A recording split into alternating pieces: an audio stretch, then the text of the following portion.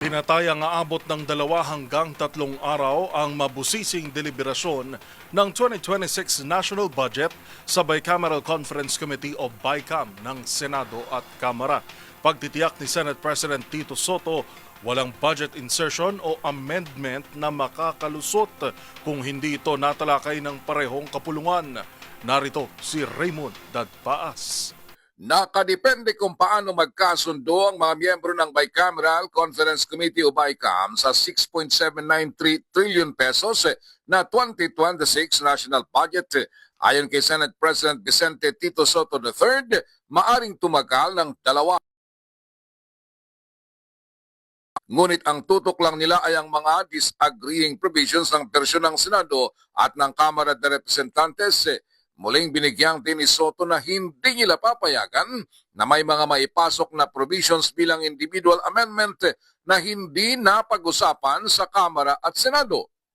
Ayaw nilang matulad sa 2025 national budget na puno ng kontrobersiya at balot ng katiwalian.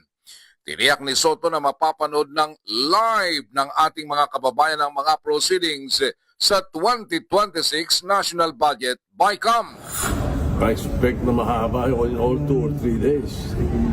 Depende sa mga mapapagkasunduan nila doon sa mga disagreeing provisions only. Hindi nating papayagan na magkaroon ng magpapasok ng hindi naman pinag-usapan sa Senate o pinag-usapan sa House o magkakaroon ng bagong amendment, individual amendment o hindi tayo papayagan. Sir, SPB pas... Nothing that will we will never allow anything that happened last year na mangyari ngayon. Iniurong ng isang araw ang dapat ay BICAM na magsisimula ngayong umaga sa Philippine International Convention Center o PICC. Bate ito sa kahilingan ng mga technical staff ng Kamara at Senado dahil kailangan pa nilang ayusin ang matrix at pagkasunduin ng mga magkakaibang provision at halaga ng proyekto sa bersyon ng Senado at Kamara de Representantes.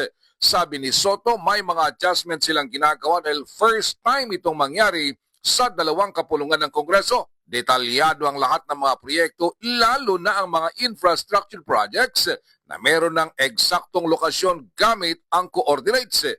Hindi gaya dati na hindi malinaw kung nasaan ang mga proyekto hanggang sa tuluyan ng naging ghost project. Para sa MBC TV Network News, ito si Raymond Dadpaas ng DZRH, una sa Pilipinas, una sa Pilipino.